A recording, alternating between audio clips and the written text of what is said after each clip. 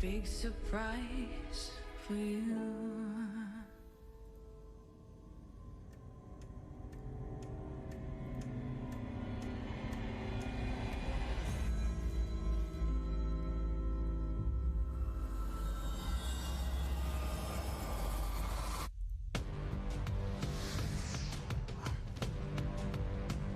Joining me on the stage to talk about Midnight Ghost Hunt is the dynamic one-man team.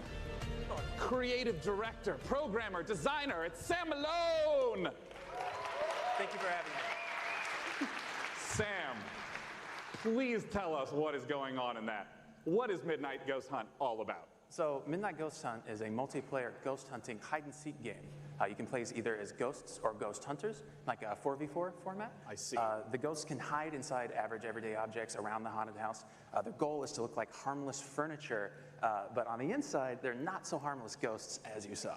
Yeah, and if I'm understanding correctly, it's not about hiding as a lamp to try to assault and take out a hunter. It's actually, you would do that so that way you can keep running away and continue to hide. Exactly. So the main objective of the ghosts is to try to stay hidden as long as they can until the time runs out, until the clock strikes midnight. Midnight being kind of the hour of the ghosts, basically. They can fight back if they like, but in general, they want to try to hide. But if there's a hunter kind of off by himself, he can quickly just hit him in the back of the head and knock him out real quick, and he has less hunters to deal with at that point. See.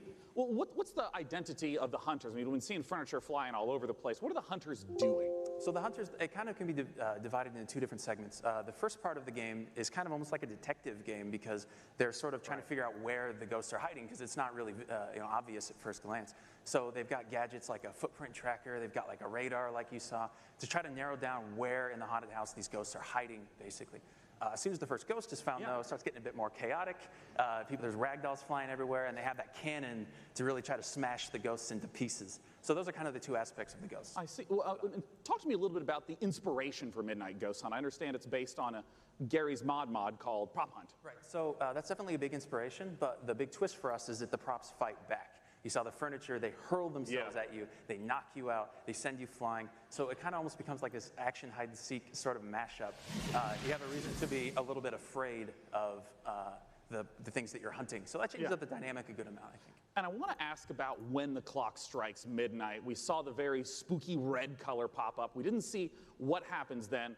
What's going on then? So midnight, if even one ghost survives 4 minutes into the match, then you hear this ominous grandfather clock chime across the map. All the lights will actually flicker out. It'll get really dark and scary, and all of the ghosts that were destroyed actually return as vengeful spirits. They're a lot more powerful than before, and they glow a very brilliant red. So at this point, the tables have turned. The hunters are now the hunted, and they just need to try to work together to stay alive long enough for their evac to come, which is another 4 minutes or so. Usually the ghosts win when it gets to midnight. Are you talking about like 90% of the time? Like 90, yeah, usually because the ghosts are so overpowered at midnight. Right. The hunters are doing whatever they can to try to prevent midnight from even occurring by destroying all of the ghosts and clearing the house, basically. Well, awesome. When can people get the chance to try out Midnight Ghost Hunt? So we'll be running an alpha event later in the summer up at midnightghosthunt.com. I'd also like to give a shout out to our Discord, discord.gg/midnightghosthunt. Main website. Well, wonderful. Ladies and gentlemen, Sam Malone from Vaulted Sky Games. For our next title, we got Frankie up in the balcony, and if I understand correctly, Frankie, this is a sequel. You do understand correctly, Sean, yes. It's a big sequel to a small indie game. Unexplored 2 is a procedural adventure, a roguelike that challenges you to fight, to be clever, and to solve its mysteries. Explore a beautiful world, engage with its creatures, and befriend its people. Search for magic lakes and ancient statues until you die. And die again. This is Unexplored 2.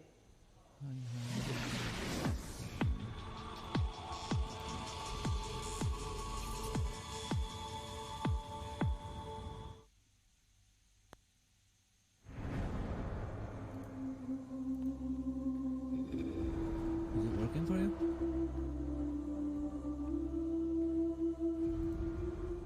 Okay.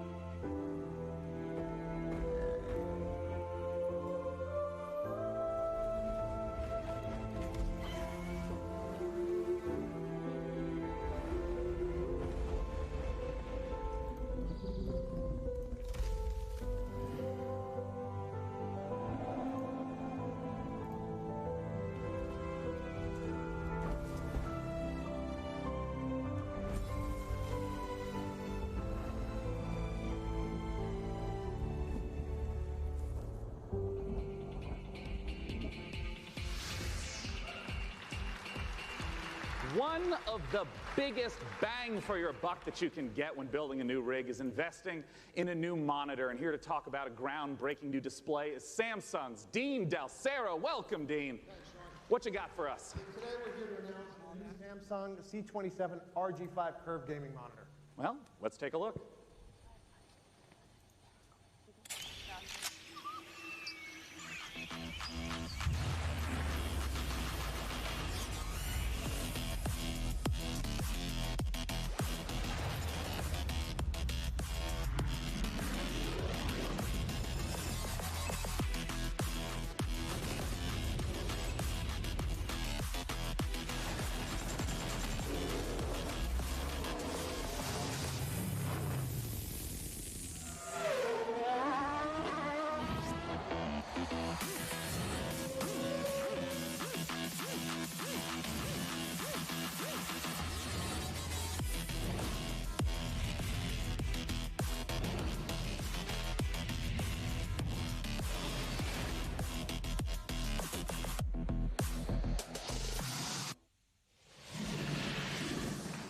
Dean, we've seen the video, and I gotta start asking, talk to me about some of those juicy features and specs. So it's a 240 hertz curved gaming panel. We believe it's a world first. So you have lag-free and tear-free performance.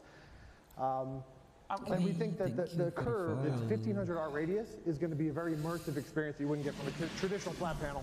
And I wanted to ask a little bit about some of the color specs. Sure, it's a 3000:1 contrast ratio, so you get those deeper blacks, brighter whites, Right. and hopefully you'll see your enemies first before they see you in the dark scenes. Yeah, and I understand it also has G-Sync. I saw that flash up on the screen as well. First G-Sync compatible monitor, so we're super excited about that. Well, since this is the PC gaming show and we're showing off a huge variety of games here, what are the types of games that you would expect that 240 hertz refresh rate and the G-Sync to work well with? Sure, so we think everybody's going to appreciate the speed and the performance, but ultimately, esports first-person shooters are really going to benefit. Right. Well, of course, I have to ask, not just when is it available, but what type of cost are we talking? Sure, so it'll be available in mid-July for under $400 for a 27-inch panel.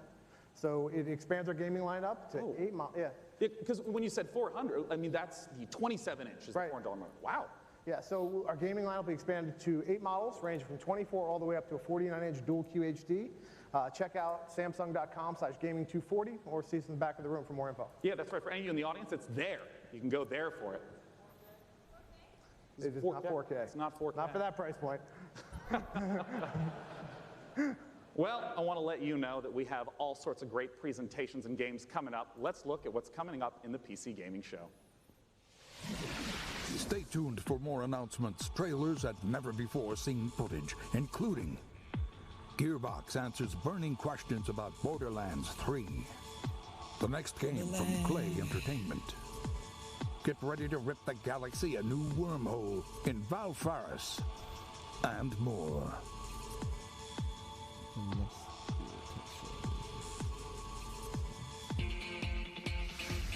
And now the PC Gaming Show presents What's Next from Funcom.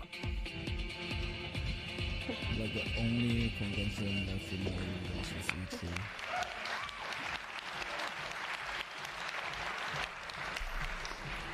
Hello, everyone. Thanks for the warm applause. It's very exciting for all of us at Funcom to be here at the PC Gaming Show for the very first time ever. And naturally, we would like to show some of the cool stuff that we've been working on. So without further ado, here are some of the games coming for 2019. Something strange is going on all across the zone. I don't fear nothing until now.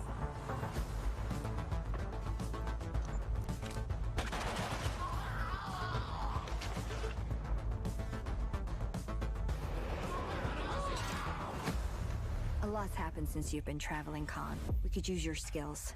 Stalkers got each other's backs, right? What happens to you happens to me. Is it just me?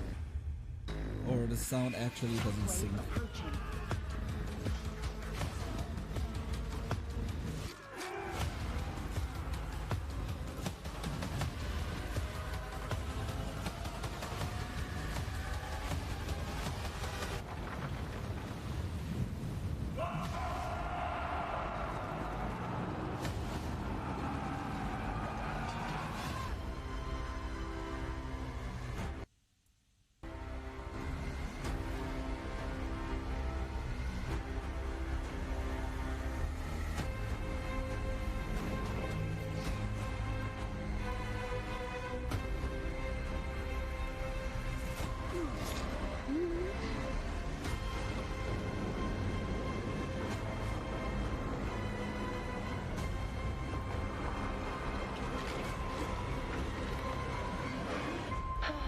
would have thought?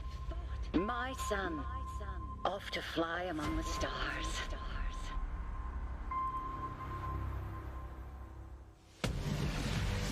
Please welcome to the stage, founder and director of Mighty Kingdom, Philip Mays.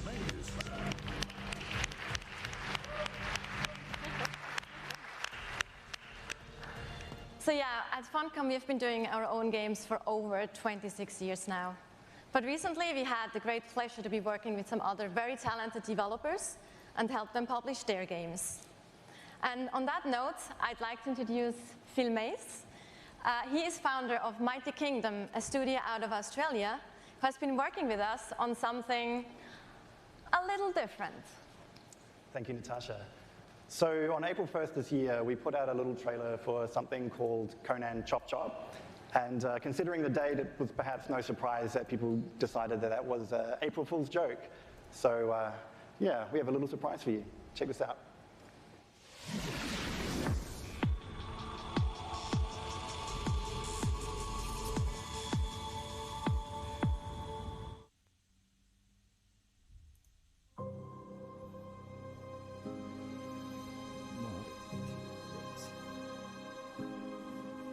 KSP? What is KSP?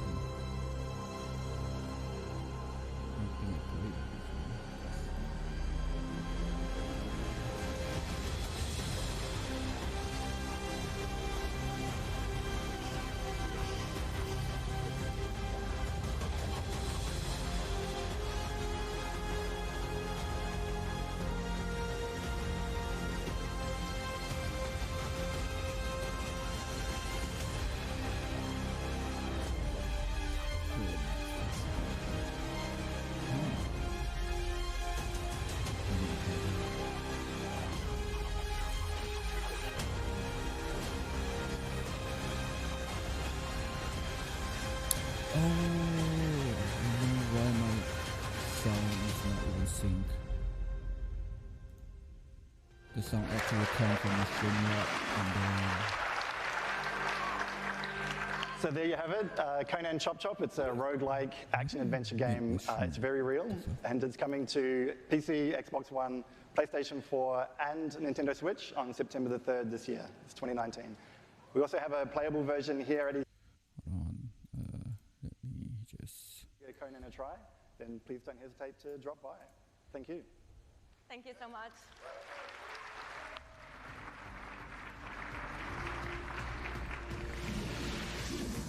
Last Oasis is a nomadic survival game set in a post-apocalyptic future where the Earth has stopped rotating. The last humans need to outrun the blazing sun in massive open-world environments. Good times. But cheer up, sunshine. This is one of the most original-looking multiplayers we've seen, with interesting ideas underneath, a player-driven economy, and some truly incredible death machines. Coming to early access on Steam on July 15th, let's take a trip to the Last Oasis. My tribe built wooden legs to lift us over the burning sands. We must move forward, or die beneath the sun.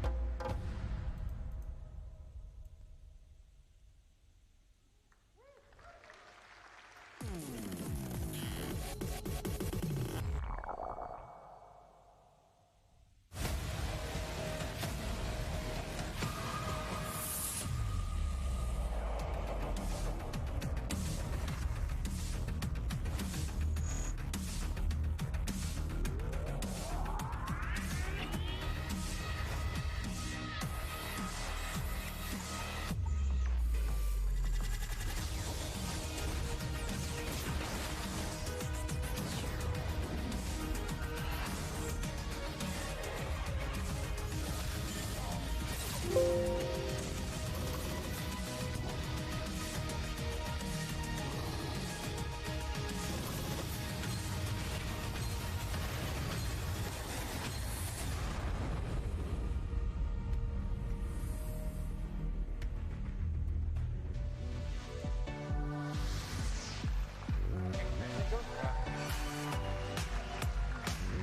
name of the game is Age of Wonders Planetfall, a 4X strategy game, and joining me on the stage to talk about it is the game director, Leonard Sass, and principal gameplay developer, Tom Bird. Welcome, guys. Hi. Good to be here. Thanks. So, Leonard, just give us the gist of what Age of Wonders Planetfall is all about. Sure. Age of Wonders is a turn-based strategy game where you play as one of the survivors of a shattered galactic empire. At the start of the game, you choose or create your own faction. Yeah. And they include the Vanguard Expeditionary Forces, who are in cryosleep when everything went to hell. There's scavenging cyborgs, or the Amazon bioengineers who ride dinosaurs into battle. Yeah. You know, I want to ask, because there's a pretty broad range of 4X strategy games, to give a sense of what the gameplay is, I just want to start from the beginning of a game. What happens when you first land on the planet? Well, each race has their own spaceship. The spaceship comes down onto the planet. The planet is where the entire game takes place. And that spaceship will then transform into your capital colony, where your entire empire begins, your sort of attempt to take over the world. Around you, you've got a number of sectors, and each of these sectors has a little story, well, not most of them. So maybe you'll find a genetics lab, which is still full of horrible mutant creatures, an entertainment complex overrun by horrible robot monsters, a temple with holes in the sky and horrible demons who come and get you. And I did see in the trailer dinosaurs with lasers, correct? Dinosaurs with lasers. Perfect. Well, cats with lasers. No, sorry, no cats with lasers. I'm so sorry to disappoint all of you. No cats with lasers. You have to settle with dinosaurs. You know, I saw the expansive tech tree show up in the game briefly, and I know that growing resources and tech is a huge part of strategy games. How does that function? Right, so part of these tech trees come from your origin race. They sort of represent the past of where you came from. They include new units, new modules for your units, like jetpacks for your troopers, orbital laser cannons you can launch from space, social doctrines, it's not all about war. And then the second part of your tech tree comes from your secret technology, and that's all about the future of your faction. So you can create like a combination between man and machine, or man and computers. Others include doomsday technologies that allows you to infect the entire population with alien brain-eating parasites, or win the game by splitting space-time. I love how many details you're giving me of the horrors that await on the planet. The future is not a pretty place. Well, I want to ask about some of the combat that we saw, because in a lot of strategy games, the combat can be very brief. It just, you know, shows two armies pinging off each other. But I understand that the tactical layer is quite rich. Right, so when combat starts, you'll see, like on the world map, maybe like a little sort of space lab or something like that. When you go into combat, you will zoom all the way in, and you will be inside the lab. You'll see all the pipes and all of the goops flowing around. All of your units, which you've been putting together and built, are now deployed. In turn-based combat, you can move them into cover, use their abilities, shoot laser cannons. Maybe you've chosen the dwarves, so you've got like a bunch of space dwarves in little metal suits that dig holes in the ground, like shoot from the holes. Maybe you've chosen the Kirko, sort of horrible alien bug monsters. They run forwards and slash people and puke acid on them, that kind of thing. I mean, how long do some of these battles wind up lasting? It depends. A short battle can be maybe 2 or 3 minutes, but at the end of the game, you know, you've got a massive siege with like 20 units on your side, 20 units on their side. You've got orbital cannons blasting holes in the world. And that can maybe take 30 minutes. Well, talk to us about when we can play the game. Okay, the game is due this August 6th. It's going to be available on PC, multiple platforms, consoles, and it's available for pre-order now. Well, lovely. Hey, what's that URL? It's aow-planetfall.com. Well, I'm looking forward to it. It's less than 2 months away. Gentlemen, thanks so much for joining me up on the stage. Okay, thank you. All right. Bye-bye, guys. Thank you for sharing the horrors of the future. And for our next game, Frankie, I have to ask you, what year is it? Why? The year is 1946, Sean, my dear boy. Europe lies in ruins, torn apart by the satanic Plan Z. A brave band of heroes cast the Fuhrer into hell, but little do they know, the nightmare is far from over. Achtung! This is the world-exclusive reveal of the next shooter from the makers of Sniper Elite 4.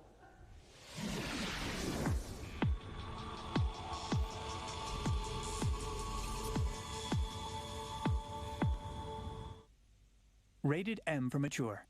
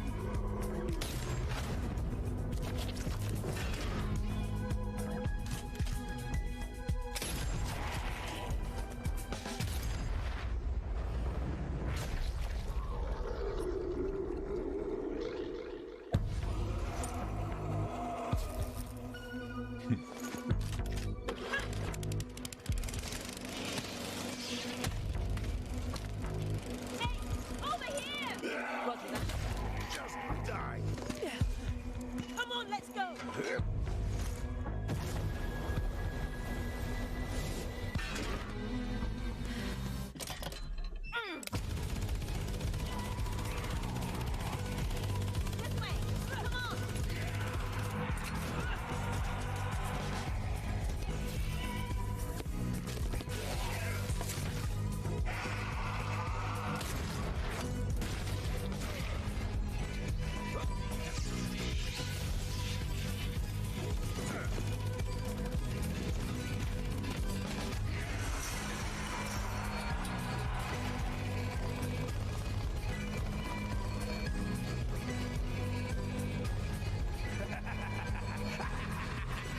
Whoever make this trailer video is so not intense.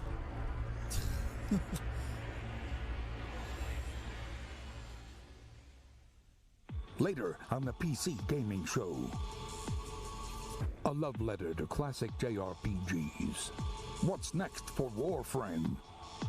A surreal noir adventure set before, during, and after the Big Bang. Baldur's Gate 3, and more.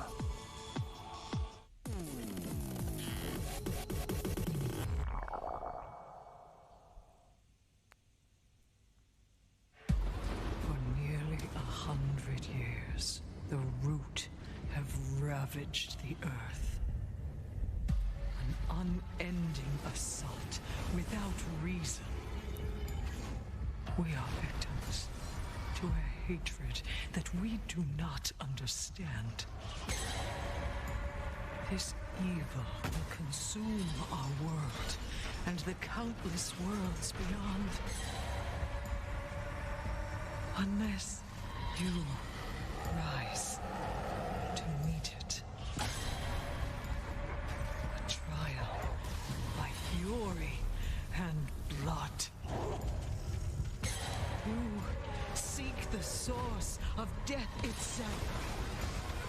Prepare yourselves. They are here.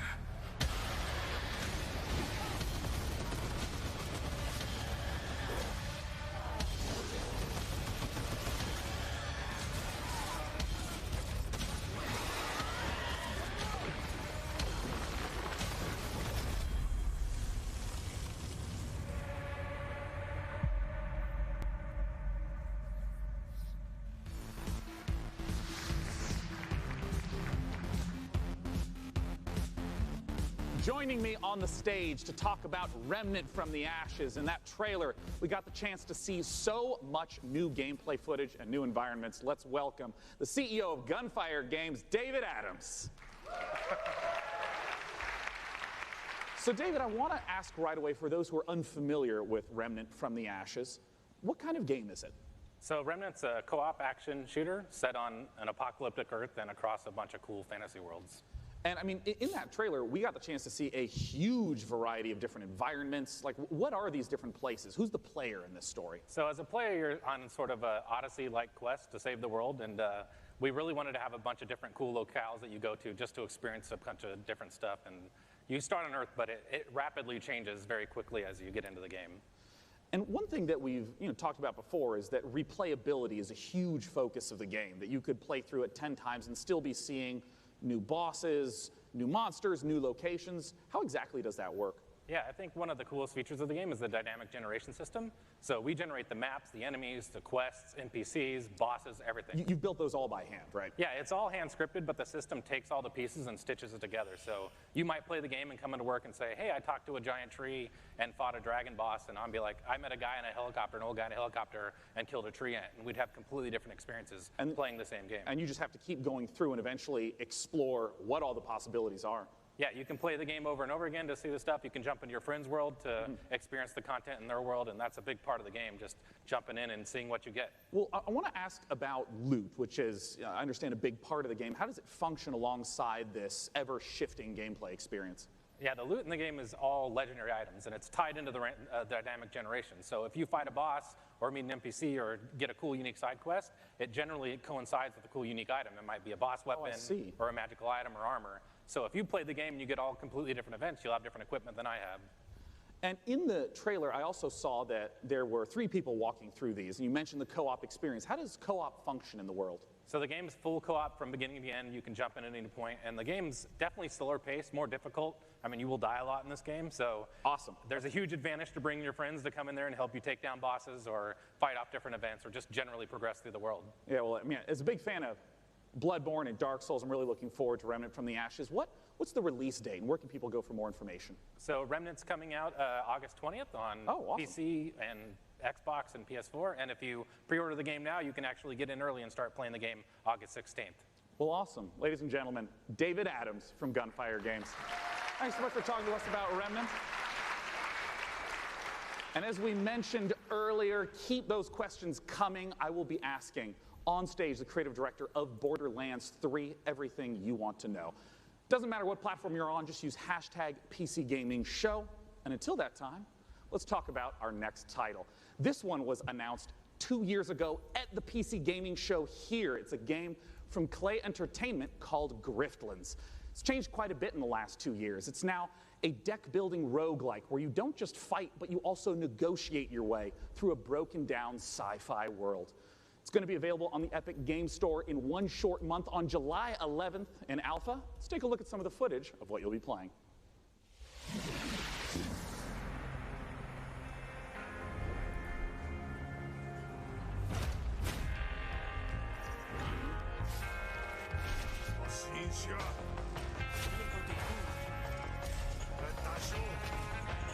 Card game.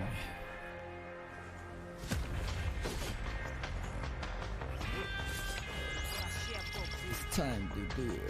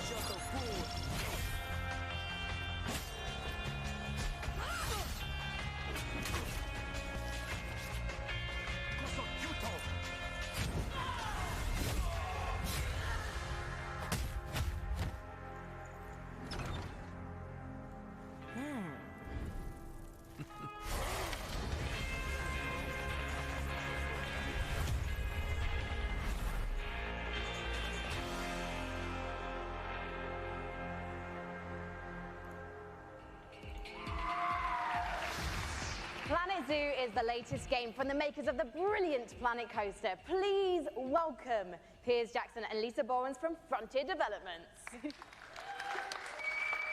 Now, Piers, what kind of zoo are we going to be running here? So Planet Zoo is a new management sim game from us.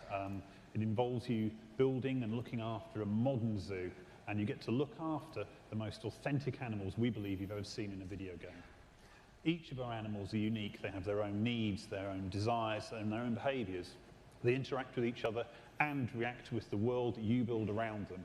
And today, for the very first time, we're really excited to show everyone here our gameplay video and to announce our launch date. Well, fantastic. Let's buy the world's largest family pass and take a look inside.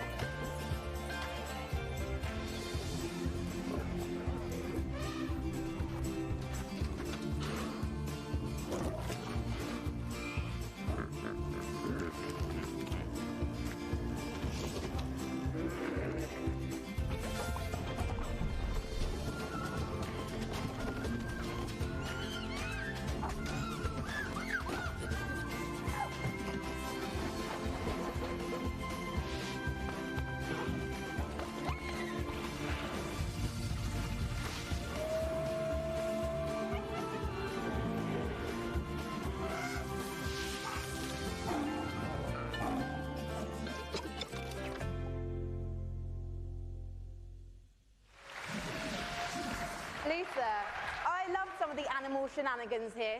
I mean, hippos pooing, Yeah. Adorable baby elements. It's absolutely brilliant. I can't wait to play it. But before we saw the trailer, Piers mentioned this is a modern zoo, but what exactly does that mean? So nowadays, when you go to the zoo, you're not just going to see all the lovely, pretty animals. You go there, you want to be, learning about conservation. You want to learn about the research that they're doing. You want to be educated. And these are all things that you're going to be able to do in Planet Zoo. And these ideas of the modern zoo is really what we take to heart. And we're going to be promoting, the health and the welfare of your animals as the most important thing to do. And Piers, when can we see more gameplay, and when are we going to be able to get our hands on it ourselves? So we're obviously demoing the game all this week at E3, but most people aren't going to be able to see that. So we've recorded our presentation. Lisa's done a fantastic voiceover for it, and we'll be releasing that onto Frontier's YouTube channel. That goes live this Friday at 11 a.m. Pacific time. Well, fantastic. I cannot wait to watch. Thank you so much for joining us, Piers and Lisa, everyone. Next up, we have a very special guest all the way from Japan.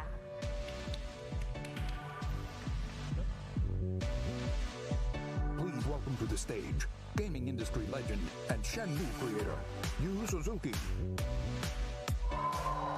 That is right.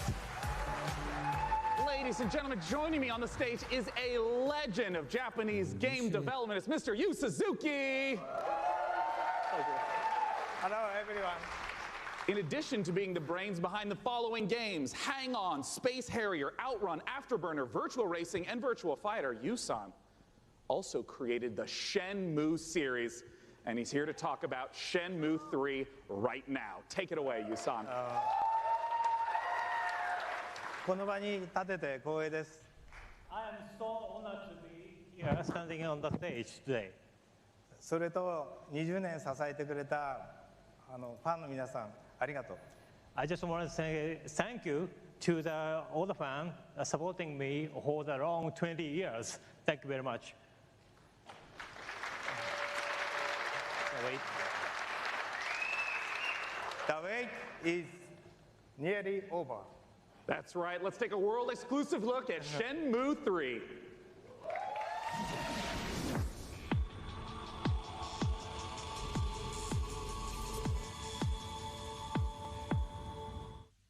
Honestly, I don't think your kung fu is strong enough.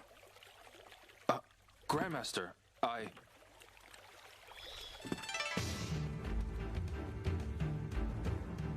A long time ago, martial arts were bad, but humans are interesting creatures.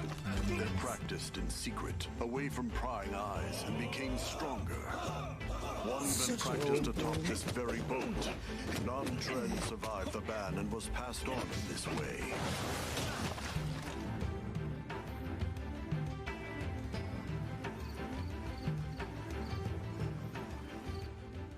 What did you say to me?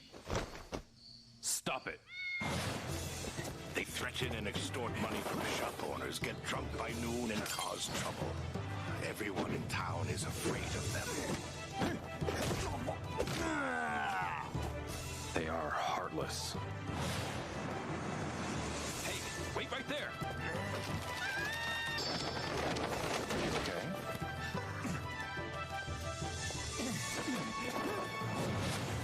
This is him, the Japanese guy who got in our way. You've got some guts to barge in here on your own.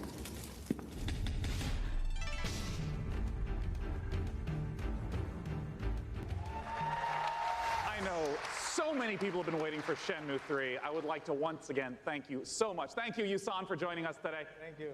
Cheers. Thank you, everyone. Thank you. Now our next title is near and dear to my childhood heart. It's based upon a game I grew up playing called Heroes of Might and Magic 2. Let's take a look at an upcoming collaboration between Coffee Stain Studios and Lava Potion.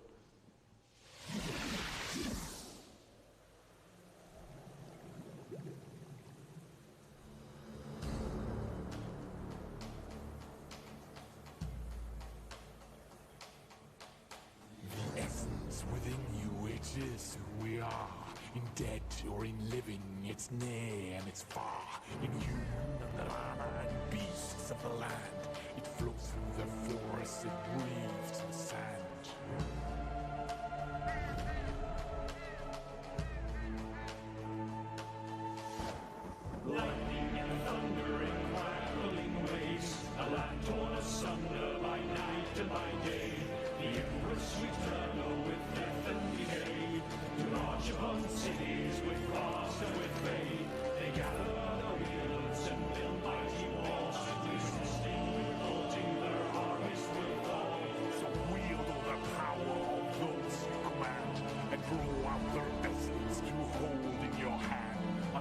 marched on them all, so in these final hours, we'll raise every bill to take back what was ours.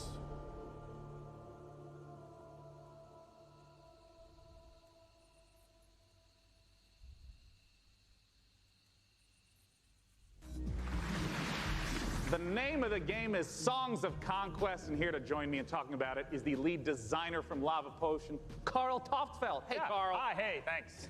I mean, let's just start off. For anyone who maybe hasn't played the Heroes of Might and Magic series, what is Song of Conquest all about? It's all about, well, you kind of start out with in the town that you just saw in the end of the trailer, and from there you recruit your wielders, it's what we call our commanders, and you recruit an army, and then you kind of send off your wielders on an adventure. And they go exploring the world, they pick up resources to flag mines, and with those resources, you upgrade your town so you can get more stuff, and that's kind of what you do. Adventure and strategy combined. Yeah, and you know, I know that part of the core loop is obviously get the resources to build up the township, but for what reason? Armies, man. Talk to me about those juicy battles. Yeah, so the battle, just like the whole game, is turn-based.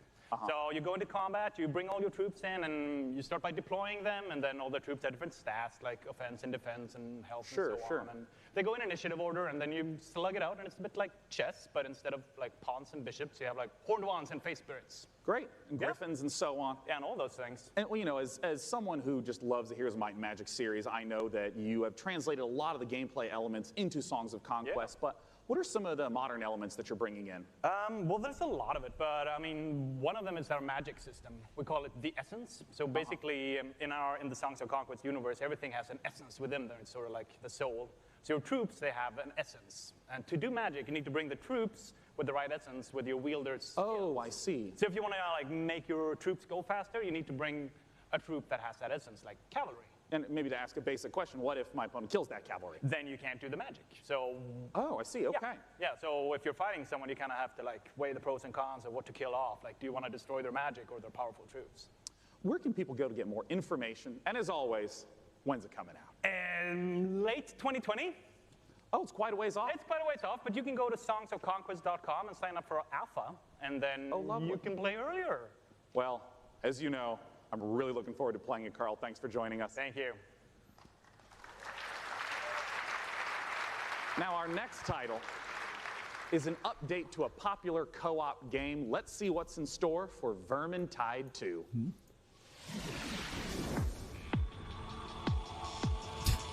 What are you ready to solve or plus and divide?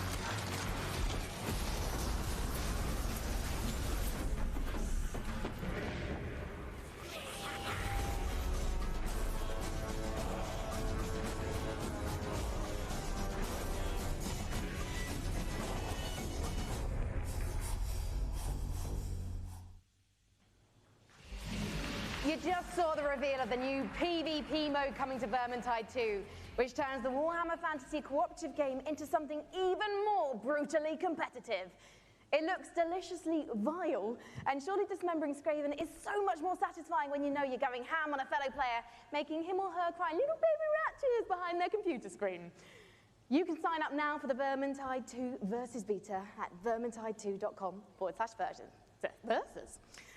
In Per Aspera, you're an artificial consciousness orbiting Mars, whose ultimate purpose is to terraform the planet, starting from a single drone in your landing site and turning the planet into a flourishing second home for humanity. Courtesy of developer Talon Industries and publisher Raw Fury, here's a first ever look at Per Aspera. As we all know, reaching the Red Planet was not humanity's greatest achievement. Transferring the complexity of the human mind to machines was. So they can succeed where we failed, so they can build us a home on that distant, dusty rock. Today, Amy reaches Mars and begins their mission. Amy, are you with us? Of course, I'm with you, Houston.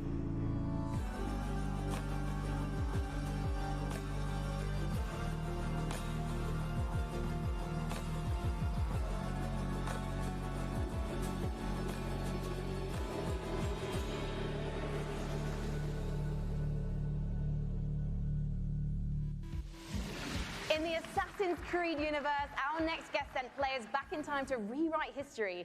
But for his debut project with indie studio Panache Digital Games, he's going to take us back 10 million years to where humanity began. Here to tell us all about Ancestors is creative director and co-founder Patrice Desilets. Welcome, Patrice. Thank you for having me. I'm really happy to be here. I've been waiting 10 years to come back on a big stage at E3 showing off a game. Well, it's fantastic to have you back. I just want to ask, what inspired you to tell the story of human evolution? Well, when I started Panache, I needed a game, an open world game in which you can do a lot of things. You need a character in a 3D environment at first. And I said, oh, I'm the historical guy, I'm the historical dude, so I need an historical period. So I said, oh, let's go back at the very beginning. It'll be easier to do, because I won't have to build a city, I won't have to build technology, and I was a bit naive, because we built Africa 10 million years ago. And that's not easy to build. It doesn't sound easy. I mean, how have you turned those themes into gameplay? Well, you play our last common ancestor, right, of all the big apes, and then you have to explore your environment, and eventually you expand your territory, you expand your clan, because you're not playing that one badass character. You play a group of badass characters. And eventually you evolve into different species, up until Lucy the Australopithecus roughly 2 million years ago. I imagine our ancestors had a lot more issues to deal with than we do today. There's going to be a lot more dangers in this world, so tell me a bit more about those. Well, it's all about from a prey to a predator. Basically, at the beginning of the game, everybody is there to kill you and devour you. And basically at the end, it's pretty much you. You're the predator and everybody's afraid of you. And that's the idea of Ancestors, the Humankind Odyssey. So, Patrice, ultimately, what is the key to evolving your clan successfully? Curiosity. You need to explore, because, you know, I made a game about characters and you needed to follow the story I wrote for you. This time, you're basically writing the story. Right? There's no story per se inside. It's not about going and see mission givers. It's not about looking at the mini-maps and the little dots. It's about you, hey, Homo sapiens. Can you survive like our ancestors did? And that's the question I'm asking the players. It'll be for you to answer that question August 27th. Well, I was going to PC first. I was going to ask you when we can see it, and you answered my question first. Thank you so much, I'm getting Patrice. good at this. As Patrice says, Ancestors will be released August 27th, and you can learn more at ancestorsgame.com. Thank you.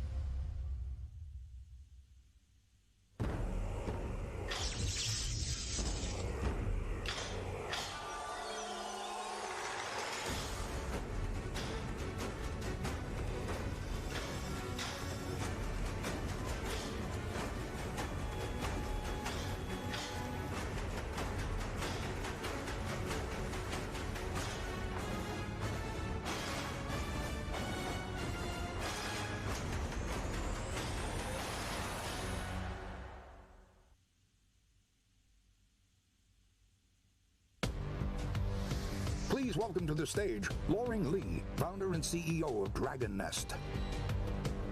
Indeed, auto chess has turned out to be a sensation, with hundreds of thousands, millions of players getting a taste of it. And here to talk about its coming to PC is Loring Lee. Take it away, Loring. Yeah. Hello, everyone. I'm Loring Lee. Yeah. Hello. Yeah. I'm the CEO and founder of Dragon's Game. Dragon's Game is a game developer and publisher, comes from China. I'm so happy to be here today on this stage to introduce our game, Auto Chess, to all of you. This is really an exciting moment for us. As the trailer says, this is a real engaging game of auto chess.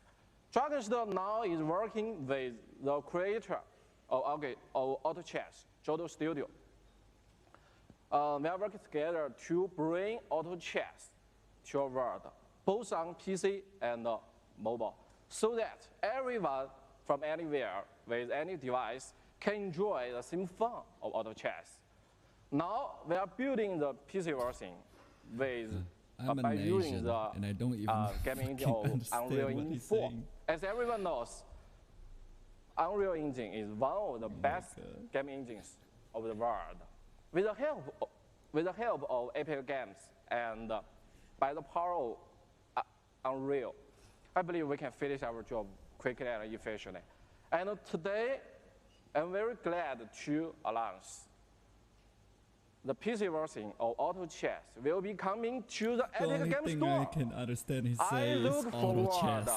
It's just a game name. I look forward to all of you playing Auto Chess on PC later this year. Okay, thank you everyone. Thank you, Loring Lee. Yeah. Cool. Thank you. Thanks so much for sharing the news with us. Once again, Auto Chess, if you have not played it, you must check it out. It is so fun. Our next title with Frankie up above, I understand is an inspired indie game. We'll find out, Sean, because one of the things we love about PC gaming is the way that game creators from all over the world can draw inspiration from one another's work. Chris Tales is a great example of that, a gorgeous indie love letter to classic JRPGs developed by a team in Colombia. Chris Tales' spin on the genre brings a unique perspective that lets you see the past, present, and future on one screen at the same time. So you'll see the future change based on your decisions in real time. Here's the world-exclusive reveal of Chris Tales.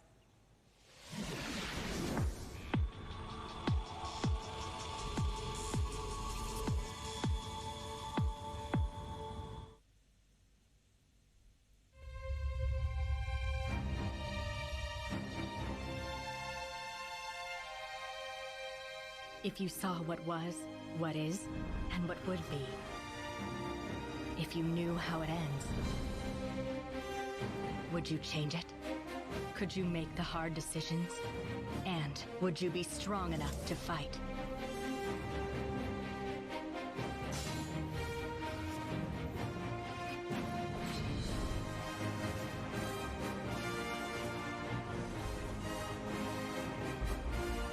If you learn from the past and act in the present, you can rewrite the future.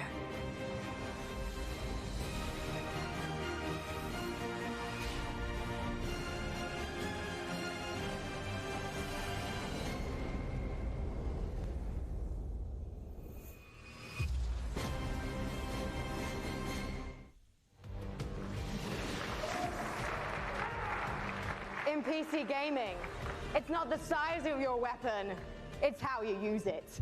And I'm holding one of the, well, quite frankly, it's a bit average, isn't it? It's just your average, Glock, really. No, it's one of the ridiculous alien weapons from our next game, Valfaris, a brutal, heavy metal-infused 2D action platformer inspired by true old-school classics like Contra and Turrican.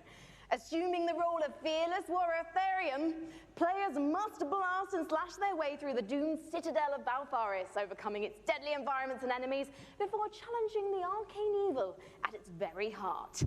Get ready to rip the galaxy a new wormhole. From publisher Big Sugar, this is Valfaris.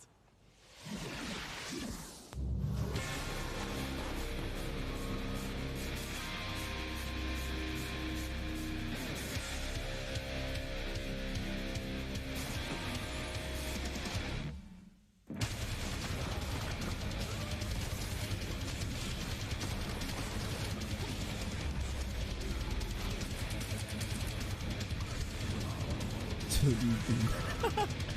Yeah, I know, right?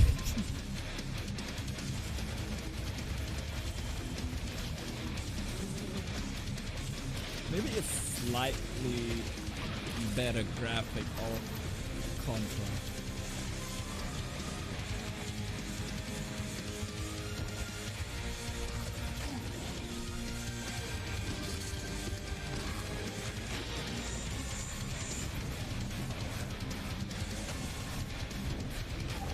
Well, they actually released a new Doom game yesterday. Just incredible action in the Valforis trailer. I'm very excited for our next guest. In case you have not been in downtown LA, E3 is covered with Borderlands 3 art. It's amazing, it's beautiful. And joining me is the amazing and beautiful Paul Sage, creative director of Borderlands 3. Beautiful's the new one, thanks. Yeah, there you go, Paul. Right. Welcome. I mean, there's been so much hype around Borderlands 3. What's the stuff you're really excited to be sharing this year at E3? Oh man, so we've talked about our Vault Hunters. Well, this time we get to talk about Mose, and she is our gunner Vault Hunter, so she has a big mech, so it's one of the things.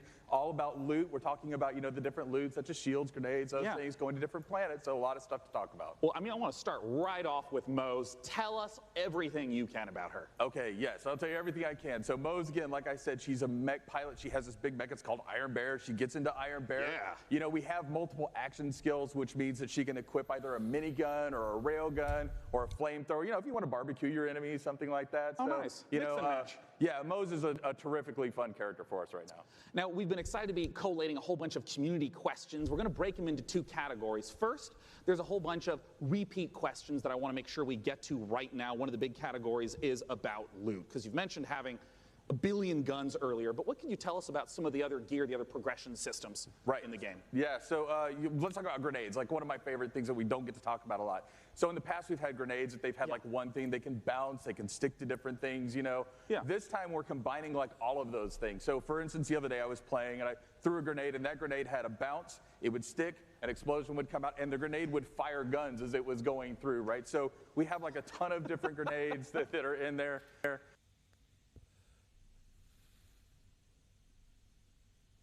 Shield where if you duck, that shield will extend out in front of you, so just tons of different things that we have with our characters. Class mods are unique, and that they give you skills this time as well as enhancing the skills you currently have. I also remember earlier you mentioned about artifacts. What are those? So artifacts are, we've kind of concentrated on like, hey, does the game feel fluid? Can I, slide into things? Can I jump? Can I mantle? Right. So when we were playing with that, we slid into a barrel, right? And the barrel exploded, and we're like, well, that's kind of fun. Yeah. So why don't we do something like that? So our artifacts actually add certain things to movement. So for instance, you can slide faster, you can slide, and every time you slide, there's an explosion. We have something we call What the heck? Second category of questions, unrelated to loot. Well, there's going to be a single-player campaign. What will be happening after the campaign? What are some of the beyond the single-player, maybe end-game you can talk about? All right, in-game content. Okay, well, it's E3, so I'll give a little bit. So we have this thing what we call the Guardian system. So for those people who played Borderlands before, you might remember Badass Ranks. Badass Ranks, you can get, it's basically kind of an infinite progression system that added to your stats. Yeah. We doubled down on that. We have what we call Guardian Rank. And Guardian Rank not only has that infinite progression, but it has skills and different skins that you can open up as you go through. And the cool thing about that is like every character that you play on that account gets the benefits of Guardian Rank. Oh, interesting. All right, last category we're going to go through, and then we're going to hit some rapid-fire questions. How do the boss fights in Borderlands 3 compare to Borderlands 1 and 2? I know those were big aspects. How do you build upon that? Right, so I think of a boss fight, like I'm an old-school Nintendo fan, right? So I love huge boss fights that have like three phases and stuff like that. So now those people, smart people in the audience know that we've talked about going to vaults instead of vault, right? And so there are different, like, huge boss encounters there that are just, multi-phase boss encounters. We have, like, a lot of different mini-bosses throughout the game, so a lot of different boss encounters throughout the game. Well, now I want to ask some really quick questions that should be yes or no, very brief. First, from Castore. How will you be handling multiplayer? Multiplayer, we will basically be allowing anybody to jump in at any time, so... Awesome. From MHL Animations. Can I pet the gun? Great question. I'm not here to judge what you do with your gun, so that's a personal question. All right, great. Sam Wiseman asks, is Maya's new companion a siren? People are asking the right questions. That's what I will say about that. Oh, you tease. Sorry. All right, from Ironic Sanguine says, is Tiny Tina going to be seen fighting alongside the Vault Hunters? Yes. Nice. All right, I'm just going to blast through a couple more as fast as I possibly can. Right. What's the level cap at launch? 50. Will we get to see flak? Yes. Will we see golden keys and or shift codes for Borderlands 3? Absolutely. Will there be duels? Yes. Other kinds of PvP? Yes and no. And also maybe. Yeah, perfect. Maybe, yeah. And will you be able to transfer weapons between your characters? Absolutely, right from the start. Perfect. And when is the damn game coming out? Friday the 13th, 2019, September 13th. Perfect. Borderlands.com for more information. Thanks so much for joining me on stage. John, thank you. And once again, if you have not seen all the setups in downtown for Borderlands 3, they're beautiful. Our next game, we're going to be revisiting a guest that we saw earlier in the show. He's upstairs with Frankie. What you got for us? Oh, hi, we're live. Sorry. Hello, I was just, I was actually testing out my outfit for this weekend. I don't know, what do you think, John? I think you look really sharp, as always. Very sharp. Well, thank you so much. John Gibson, president of Tripwire, thank you for joining us again on the show. Yeah, very busy man, yes. Yes. Now, last year, we revealed Man-Eater to the world. And can you remind anyone who missed it what the game's all about? Absolutely. Man-Eater is an open-world action RPG, or Shark PG as we call it. You start as a small baby shark pup, and you have to survive in this harsh world and try to eat your way to the top of the ecosystem. The three words that we think sum the game up the best are eat, explore, and evolve. And we also have someone we'd like you to meet. Well, let's meet him then. Let's take a look at the new trailer.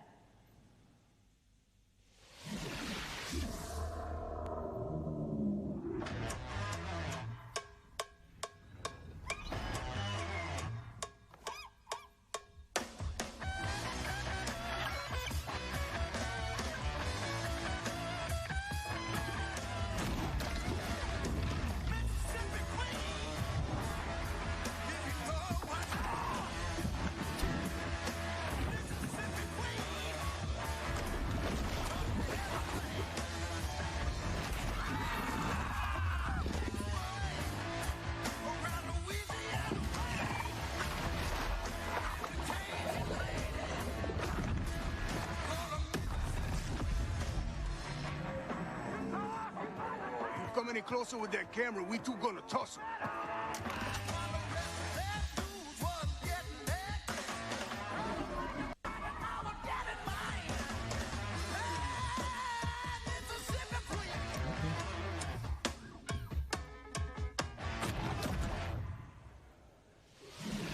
John, who was that appallingly dressed fisherman in the trailer? Because quite frankly, not even I would eat him.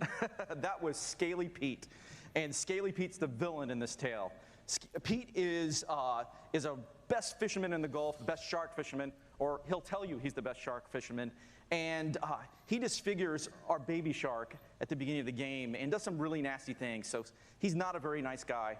And now the story of Man-Eater is told through the lens of a reality show called Shark Hunters versus Man-Eaters. And it follows Pete and the player shark on its adventures. And it's a really, it's a very exciting way to tell a story.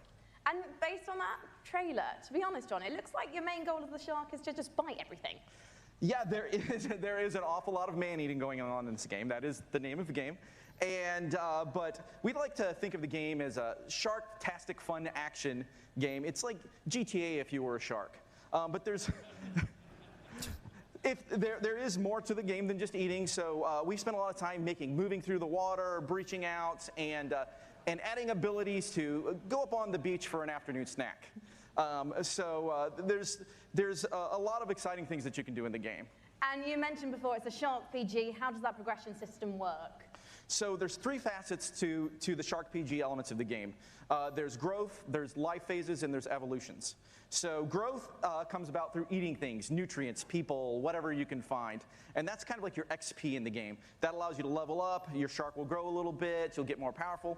And then at key phases that we call life phases, you'll make a big jump. So let's say you're a brooding teenage shark, and you're about to become an adult. When you become an adult, you take a big leap in size, a big leap in power and capability. And then as you reach these life phases, you unlock evolutions that can be applied to parts of the shark's body. For example, you could get metallic teeth that allow you to shred boats, or a powerful tail that allows you to jump to incredible heights, or you could get mutated lungs that allow you to spend a little more time on the beach getting those afternoon snacks. Just really quickly, John, everyone's wanting to know this question. When's it coming out? So we're really hard hammerheading away at this game and trying to make it the most awesome shark RPG ever. We're not ready to announce a date, but we're pretty certain you're going to see it before the next PC gaming show. Well, I hope we do, John. Otherwise, I'm going to have to start biting people. In fact, I'm quite hungry at the moment, so I think actually I'm going to find an audience member because you guys look tasty. So I'll see you in a bit. I'm just going to have a snack. Thank you, John. Thank you.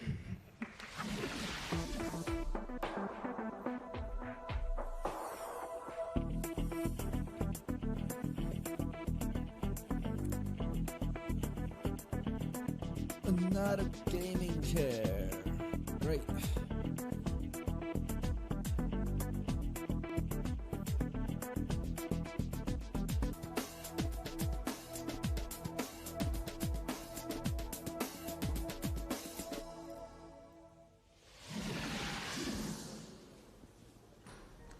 You know, one of the absolute best parts about being sponsored by iWin for the PC Gaming Show is that I get to sit for this next segment and talk to you about Terraria. Terraria is one of the best-selling PC games of all time, selling almost 30 million copies. And part of the reason why it's maintained such popularity is the fact that the developers Relogic continue to add content, going from 250 items at release to now over 4,000. Let's take a look at their penultimate expansion coming up, Terraria Journey's End.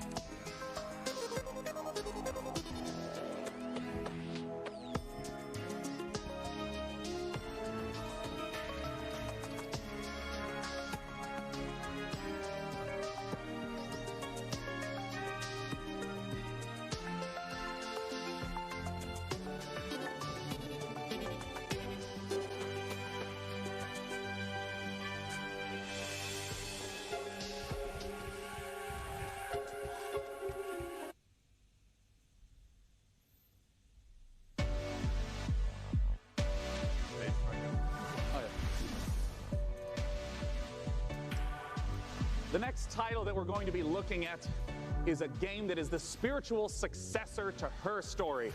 It's called Telling Lies by Annapurna Interactive, and joining me to talk about it is game director Sam Barlow and actor-producer Logan Marshall Green. Welcome, gentlemen. Thank you. Nice to be here. Yeah. My main man.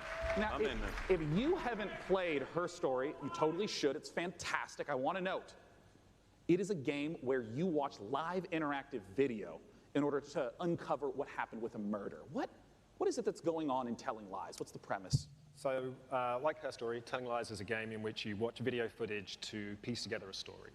And this time we have a woman who has stolen an NSA hard drive, which contains secretly recorded, intimate and private conversations between our four characters. Something has gone terribly wrong, and it's up to you to figure out what and why. It's time to take a look at some of the gameplay mechanics and see Telling Lies in action. Let's take a look.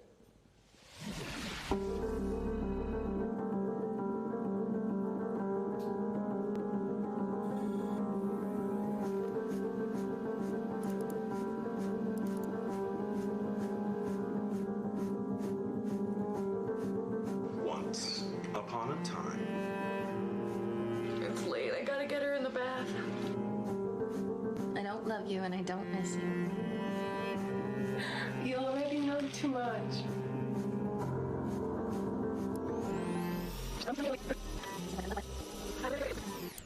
It's late. I gotta get her in the bath. Alright, love you. Love you.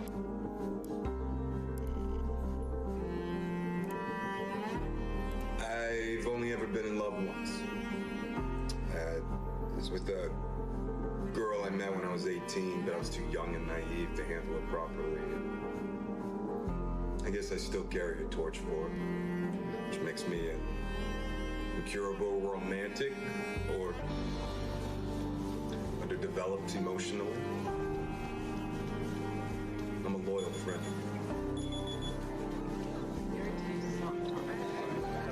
A man died in my eyes at work today. We haven't done anything. Oh, Sam, I got some questions for you about what we've just seen. I mean, talk to me about the mechanics. I mean, I saw, the subtitles up, highlighting, and it was loading more video footage. What's going on? So what we do in Telling Lies is we take all of the exploration you would have in a normal video game. So all that walking around in a 3D world. Yeah. And we apply that directly to the story, to the footage itself. So you're going to be scrubbing around in these clips, paying close attention, and you're going to be picking up on the subtext, listening to names, people, places. And with that information, you're going to use that to find more clips, dig into those, and over time kind of build up this picture of the story. And it's truly like an open world video game. Well, I mean, a lot of times with open world video games, they talk about, the square kilometerage or miles in America. What's the sort of scope that we're talking about? Like, how many hours of footage is there? So we got like over 10 hours of footage here. Wow, so really? It's a story that encompasses like 2 years.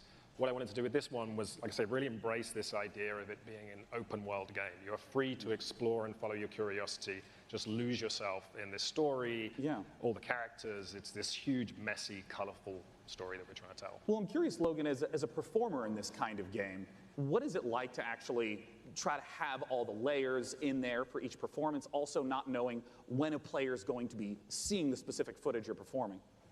Well, it's definitely a non-linear open world game, but our approach and Sam's approach was not unlike a movie or a TV show, and we had to understand it A to B. And so for the most part, that's how we shot it. Obviously, when you're shooting a movie or a TV show, and in this case, a game, you're going to be shooting out of order, but we actually stayed pretty linear in how we approached the story. We went after it like all the other times we're actors. We just went after intention and what do we want, and we tried to make it as deep. It's got a lot of scope. But we wanted to make it as deep as possible, and Sam is one of the best movie or TV directors I've worked with, so it was very similar. Nice. Yeah, look at you too. Now, of course, I do want to stress to any of you, if you have not played Her Story, it's quick to play through. It's absolutely brilliant. Please check it out in the meantime. But we're, of course, waiting to find out, when can we play Telling Lies? Very soon. Very soon, I promise. We'll have a date soon. Right now, you can go to Steam. You can wishlist it on Steam. We all love Steam. And yeah, very soon. We'll be showing a little bit more during E3, and the game will be out, very soon. Fantastic. Desperate to get it out there. Yeah. And people to play it. As soon as humanly possible. Well, Sam, Logan, thanks so much for joining me on stage. Once again, Telling Lies.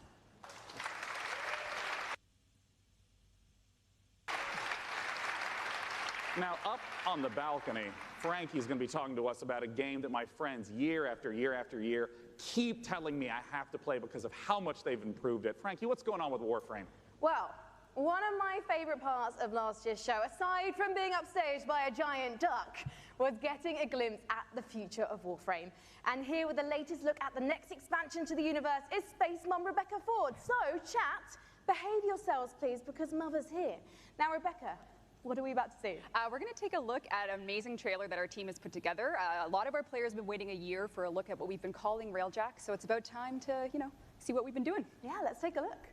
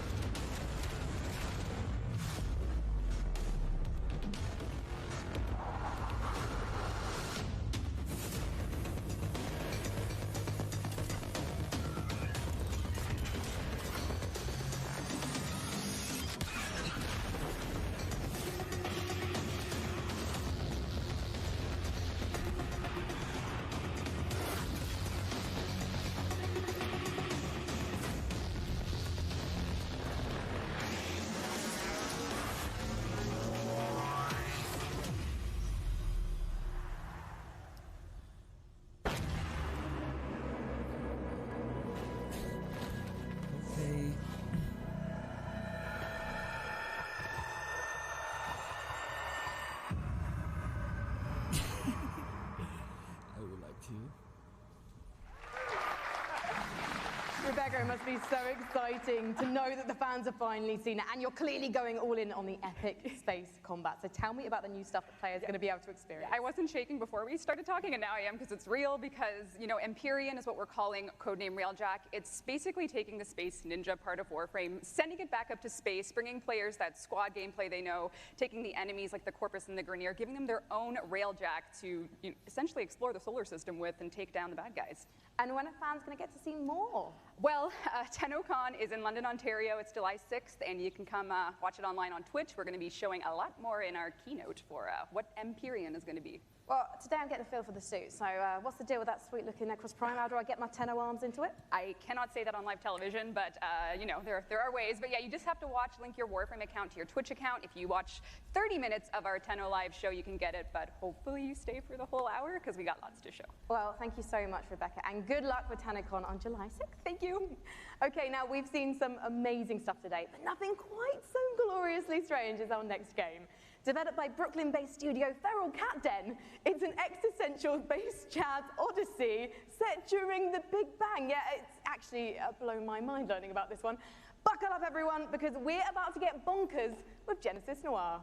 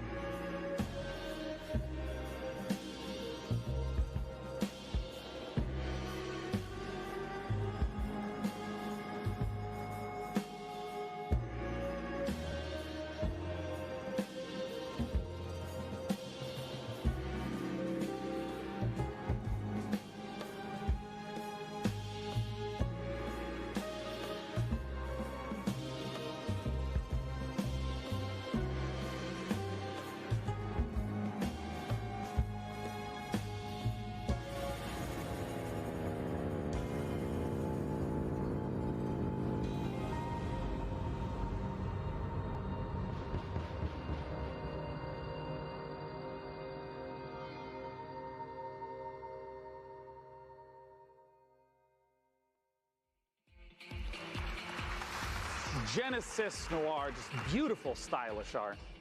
The next game we're going to take a look at is the twist on the stealth genre. It's called El Hijo, where you play as a 6-year-old trying to escape a monastery and find your mother using toys and tricks to avoid monks.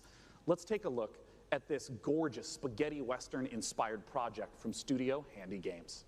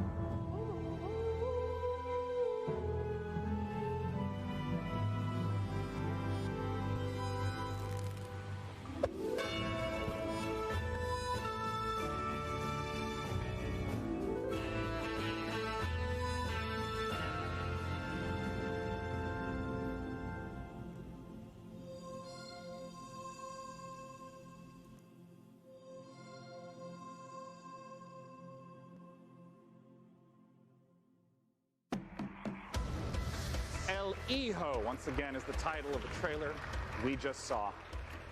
For our final guest tonight, please join me in welcoming from Larian Studios, CEO Sven Vinke, and from Dungeons & Dragons at Wizards of the Coast, the creative director of Dungeons & Dragons, Mike Merles, to talk about Baldur's Gate 3. Yeah. Now, this was only just recently announced. How did this partnership come about? We went to see Wizards of the Coast at the end of Divinity Original Sin 1. Yeah. That was back in 2014. And I tried to convince them back then that they should give us the Baldur's Gate 3 license. And they said, yeah. But we had a long chat about what the vision would be for the game. And then we kept on bumping into each other. And then suddenly in 2016, I get a phone call from Nathan Stewart, who's the big boss of Mike and the head of Dungeons & Dragons. He said, you need to come to Seattle right away. We're going to have dinner in a very shady restaurant. And he had this big stack of paper with him. And on it was Baldur's Gate 3. And in it was pretty much everything that we talked about. And he says, I'm going to present this to my board. Do you still want to do it? I said, yeah, of course I still want to do it. And then a couple of weeks later, we started negotiating. And here we are.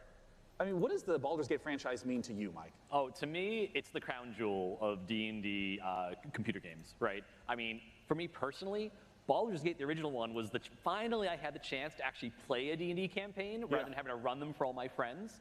So it means so much to us. Baldur's Gate, it's such fantastic storytelling, and it's so exciting to see it come to not only a new generation of gamers, but for the gamers who remember the 20 years it's been since the original, the first two in the series. So it's incredibly exciting. And for us, it really is. It's such an important part of the D&D mythos as a whole. And we got a chance to see the trailer. Talk to me about some of the story elements, the world elements. What are things we're going to see in Baldur's Gate 3? Well, we're only talking about what's in the trailer right now, but obviously you're going to go to the city, because we start with the city. You start outside of the city, actually. There's going to be mind flayers. They're very nasty. You are seeing in the trailer the process of ceremorphosis, as we call it. It's accelerated, so that's not normal. Yeah. And you're going to see a lot of iconic creatures, iconic characters, iconic places, and that's as far as we go. I'm curious about some of the gameplay elements, because obviously, there's just been a big resurgence of Dungeons & Dragons, tons of broadcasts on Twitch. I mean, how do you translate some of the insane things that players want to do into, what has to be a structured computer game? So we started with the player handbook, which is basically the basic rule set of Dungeons & Dragons. Which player handbook? Which edition? 5th edition. 5th edition. Right. Yeah. And so we ported as much as we could to the video game. We looked at what worked really well. We looked at the things that didn't work that well, because it is a video game, and this was made for tabletop gaming. And so we started modifying those things, and then we had to add things on top of it, because if you play tabletop, you have a game master, and you say, well, I want to do this. Yeah. And then the game I want to master start a fight with a pigeon. And he's like, okay, roll for dexterity. Exactly, that's it. So we had to add systems to make that possible within the game. But we've gone very, very far. Yeah, I mean, can you give an example of like a crazy moment that a player might do that you could actually play out in the game? Well, I could, let's say that we get into a fight because you ask a nasty question, I don't want to answer it. And I take the chair over there, I put it on fire, smash it on your head. Just as an example. It's just an example, this is fine, we're just talking, These are things that we have to put systems into the game for to do it, which are not necessarily going to be described inside of the book. Interesting. And I mean, like, Mike, in terms of your role, speaking to Larian Studios, you have tons of data of all the sorts of things that players do. What's the sort of information that you provide in assistance? Well, really what it comes down to is providing the story support. We think of Dungeons & Dragons, the universe of D&D. It's like a toy box for dungeon masters and players to go into and build their own stories. So working with Larry and working with Sven, a lot of it was just opening up that toy box and sharing it and giving that kind of guidance. Like I remember one of our first meetings, we just laid out a map of Baldur's Gate and the Sword Coast and asking a lot of questions like, what kind of story do you want to tell? Where do we want to go? What are the cool locations we've always wanted to put into a game like this? And then in terms of the system support, what does it mean in terms of the story for each character, for each character race, each character class, so that if you have your favorite class and it's in the game, you really feel like you're taking on that role that you love so much from the tabletop. It's really coming to life in an authentic way in Baldur's Gate 3. And we're going to talk in a moment about Baldur's Gate 3 release dates and whatnot, but we have a second game that we want to talk about on a new technology known as pencil and paper. I understand that there is a tabletop prequel coming for Baldur's Gate. Exactly. So in Baldur's Gate, we think there's one saga, all the different games coming together to tell one grand story of this city. So on September 17th, we're releasing our next tabletop campaign, Baldur's Gate, Descent into Avernus. And it is the next chapter in the Baldur's Gate saga. Right. And it's a prequel to Baldur's Gate 3. So if you haven't played a Baldur's Gate game since Baldur's Gate 1 or 2, this is your chance to check out on the history. It's been about 100 years since the events of Baldur's Gate 2. Yeah. So this will give you a chance to check in on the city, to see what's going on, its current state, who the movers and shakers are. We also feature a complete levels 1 to 13 campaign that takes you from the mean streets of Baldur's Gate to the depths of hell itself. And sort of pose to the players a question: do you want to redeem Baldur's Gate or send it to damnation? So we're putting that right in players' hands to make that choice. Well, I have to ask, Sven, it's a question on a lot of people's minds. What can you talk to us about expected release time frames? So people have been waiting for it for a long time. Yeah. They're going to have to wait a little bit more when it's ready. This is the game that we want to play, so we want to make sure it's really, really good. And then when that's the case, then we'll release it. Well, I know a lot of people have been waiting a long time. And I think I speak for a lot of people here when I say, take your time. If the Divinity Original Sin games are any indication of the quality, it's going to be fantastic and worth the wait. Gentlemen, thanks so much for joining me on stage. Thank you very much. Thank you. Ben and Mike talking about Baldur's Gate 3. Goodbye. Goodbye, guys. Why are they leaving? Well, it's because the PC gaming show has officially concluded. Let's bring up on the stage the fantastic Frankie Ward. Come here, Frankie. Hello. Well, thank you so much, Sean. Hasn't this audience been absolutely fantastic today? Guys, thank you so much for coming out to the 5th annual PC Gaming Show. We want to give an enormous thanks to all of you who tuned in live. We want to, of course, thank all of you who personally showed up this morning, and of course the sponsors who helped make this possible: Epic Game Store, iWin, Frontier, Funcom, Paradox Interactive, Hovercast, Perfect World, Rebellion, Tripwire, and Samsung. As you know, PC gaming is a platform. It's not a publisher or developer, so these sponsors are essential for letting us put on this show every year. Thank you so much. And I gotta ask, Frank, any titles you're excited about? Well, I do love a baby elephant, so definitely Planet Zoo, and slightly more awkwardly, then I also want to eat things, maybe elephants included, so Man-Eater, of course. I'm personally looking forward to Songs of Conquest, and as you heard, there's games coming out all across 2019 and into 2020. We hope you all have a fantastic E3. It officially begins tomorrow. Big shout out to all the other press conferences. Hello again, Drop Frames. Good to see you 2 years in a row. We hope you all have a fantastic time at E3 and go play some games and make some friends. See you next year. Bye, bye, bye. Thank you so much. Goodbye.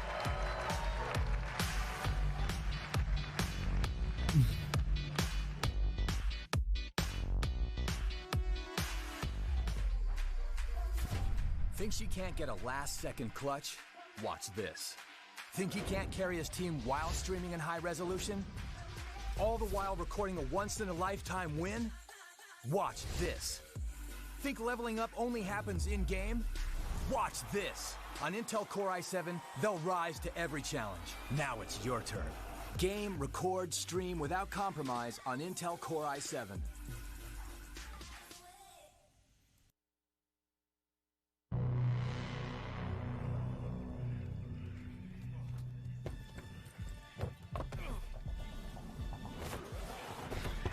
When my father saved my life, he told me never to forget who I am, where I come from.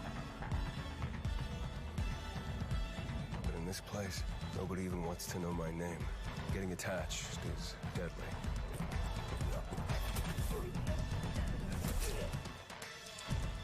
Because when darkness comes, I might be gone.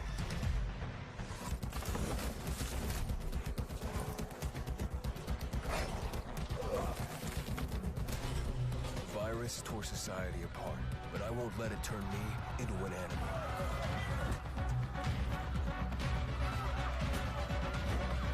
Staying alive became the essence of our existence, yet life must be more than just survival.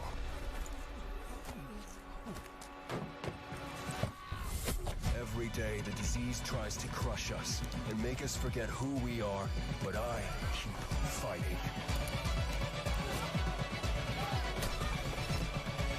My name is Aiden, and I am infected.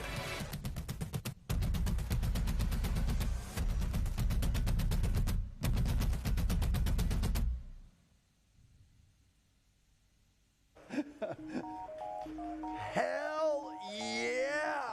How's it going, everybody? Welcome back. My name is Ezekiel III.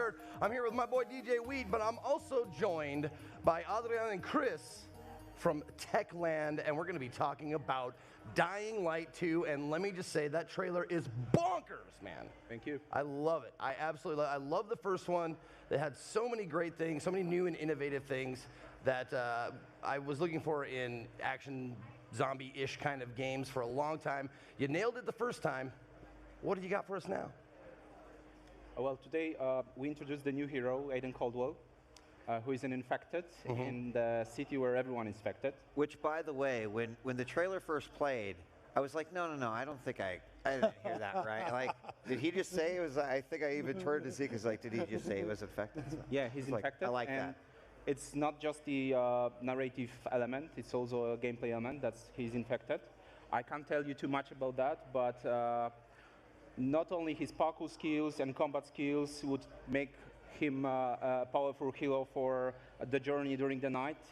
So for sure, the night could be an opportunity for the guy who's Aiden Caldwell. I mean, I gotta imagine it's kind of like you know, the old superhero stories. You get dunked in like toxic waste and you become this like really powerful thing. But you have like, is there like negative stuff that's like involved with that? And that's the thing. Like we told you backstage, it's okay to tell us. You can't tell the bracelet, which I assume has some element of what is going on. So I don't know what you can reveal, but you're giving us some. There's definitely something with biomarker of the infection, and it's definitely gives something to Aiden Caldwell.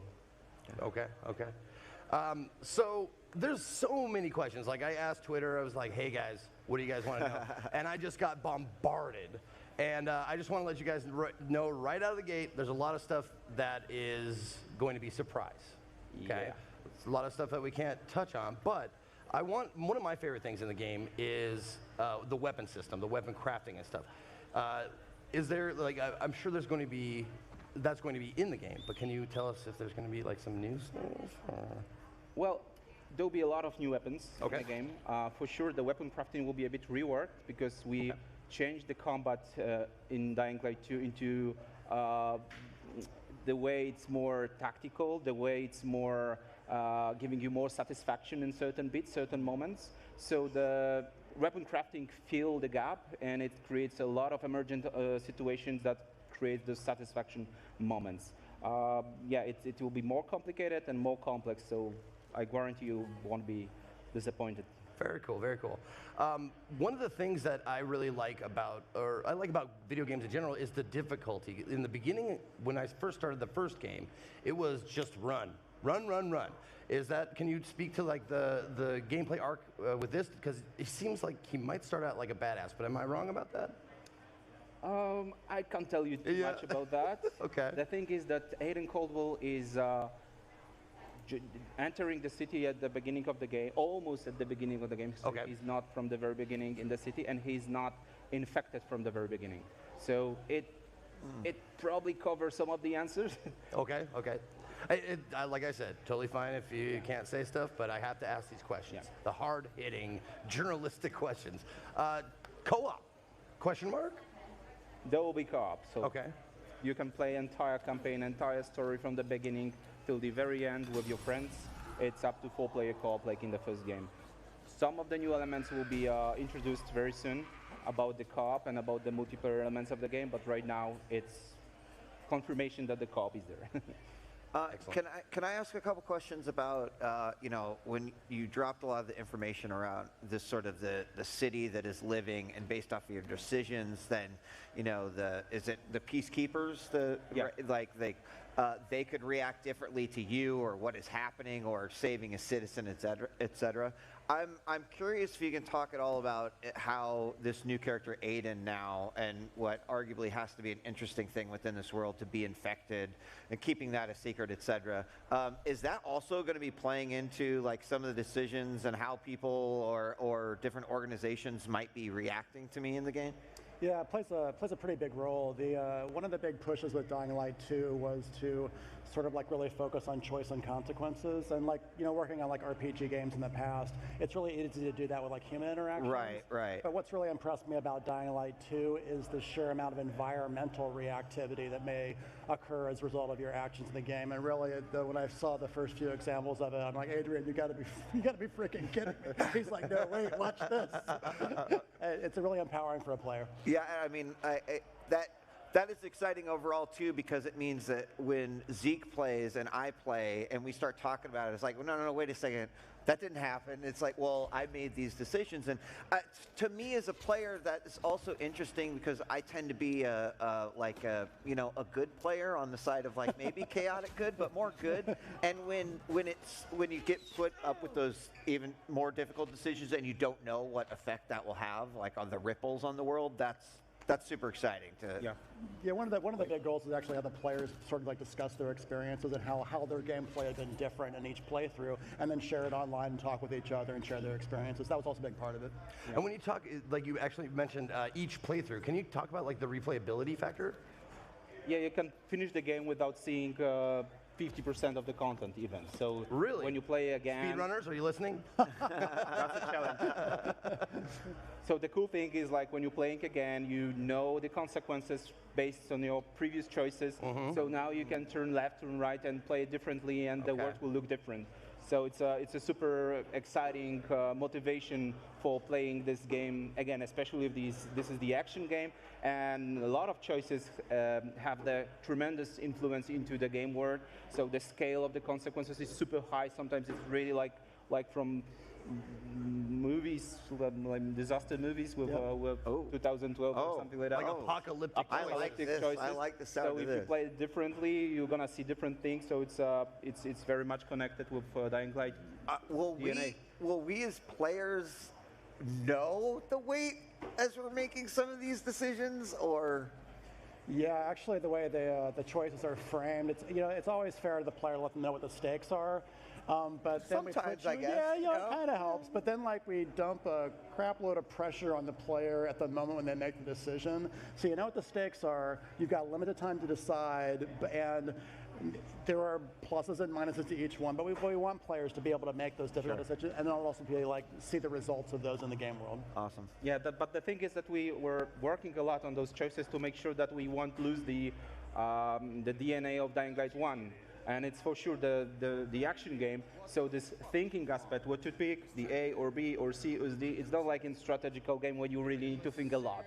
To think, oh, should I go left or should I go right? So it's much more like the action. So there's the time is there, like it limits you, but it's like you feel that you need to go A or B, and there's no point to go B for the player. So it's not like the strategical choice. Yeah. So we mostly focus on consequence rather than choice. Yeah. Well, I'm super happy to hear you say that because I've played a lot of like adventure games, action games, or whatever with a story, and it's always so frustrating when choices don't matter, And I'm glad to hear you say like, shit will change if you make like these choices. I love that. Dying Light 2, shit will change. There you go. You're welcome. Trademark. Pay me now. Pay me now. Check in the mail. Okay, cool. All right, so another really, really exciting aspect of playing the first one was the parkour. Can you tell us like any innovations, updates, that kind of stuff? Yeah, we doubled the move of the parkour moves, so that's the one thing. So it's much more fluid when you just exploring to the city. We introduced last year the. I'm sorry. When you say double the move, what do you mean by that? Like the speed animations or the... when you interact with environment. Okay. And we introduced last year something called the parkour puzzles. So there are certain puzzles, where you really need to look at your stamina and measure it, find the road, find the place that you want to rest. I love that. And there's a lot of those kind of things. And in the demo we've created for the show, we also introduced something like improving your avatar. So it's not only about skills that you can unlock for having new moves or be more efficient in moving. You also have some tools. Yeah. So you are upgrading your avatar. You have your tools on your body. You have a new grappling hook, which is really great. You can. That was one of the questions. Like, ask him about the grappling hook. Yeah, it's not just for moving through the city. It could be used in a combat in any different cases. Yeah. Now, you said something about the parkour puzzles. You said the equipment can help you out. Are there things you'll see and not be able to do yet because you don't have the proper equipment for it, or? Yes and no. It's like that's fine. Yes and no. That's good. It's like there's no such a thing like one optimal path, one path. If you're not prepared, there are other ways to get into the place. Of course, in certain situations, you might find the obstacle that is not okay for you at this moment. So you need to level up your character and find new gear or find consumables that can boost you for a moment eventually. So there are a lot of ways to proceed, not just simple leveling up. Yeah. Right on, man. Well, I could talk about this for an hour, 2 hours, whatever, Later. but we got to go. But before we go, when can we play this? Spring 2020. 2020, okay. Sounds good. I like your dramatic pause there. That was good. 2020. Okay, good. Not 2021. Okay, excellent. So spring 2020, Dying Light, thank you guys very much for joining us. Thank you, guys. Don't go away. We got lots more content coming to you right here. E3 on Twitch. Stick around. Thinks he can't get a last-second clutch? Watch this. Think he can't carry his team while streaming in high resolution? All the while recording a once-in-a-lifetime win? Watch this. Think leveling up only happens in-game? Watch this. On Intel Core i7, they'll rise to every challenge. Now it's your turn. Game, record, stream without compromise on Intel Core i7.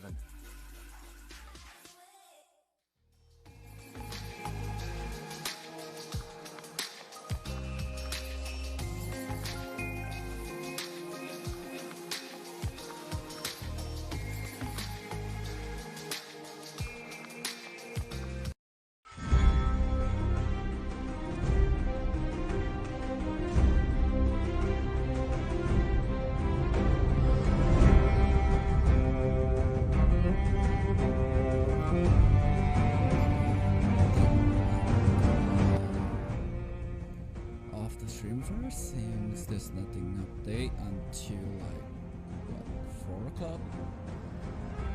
Yeah, because 4 o'clock is the Ubisoft. That is probably the one I want to see. Square Enix is 6 o'clock. Hi everyone, we are here at Twitch chatting with Yeah, iCasper, talking all things E3.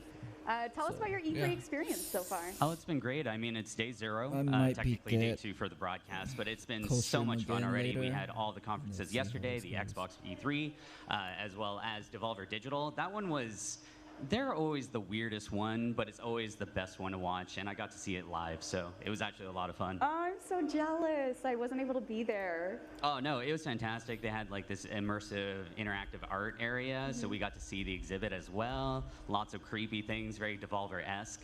And just the show was really amazing. So it was a lot of fun. And then they were celebrating their 10-year anniversary. So they had a birthday party after. There was hugs and tears and just crying, but good crying. And Devolver's just a great company to hang out with. I was going to say, doing something that immersive and memorable is exactly what we expect from Devolver anyway. Oh, for sure. Like they were the cap for all the conferences last year. And everyone's like, what the heck is this? But it's a good what the heck. So Exactly. they enjoy it, they embrace it, and it's just going to get better every year. So tell us a little bit about what you were up to today. What have you seen so far? So I just came from the PC gaming show. I just ran over. It's so far. It's like a block. But Sean and Frankie, they did an absolutely amazing job hosting. Lots of great games. Shenmue 3, which has been anticipated forever. It looks fantastic. We got a little bit of gameplay footage. Cannot wait to see more. Yes, so tell us a little bit